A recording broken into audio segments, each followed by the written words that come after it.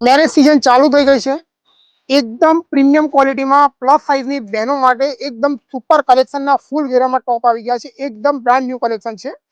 પેલા લુક જોઈ લો તમે. Size double XL and 3XL માં આવશે. 3 લેયર ટોપમાં આવશે તમારે.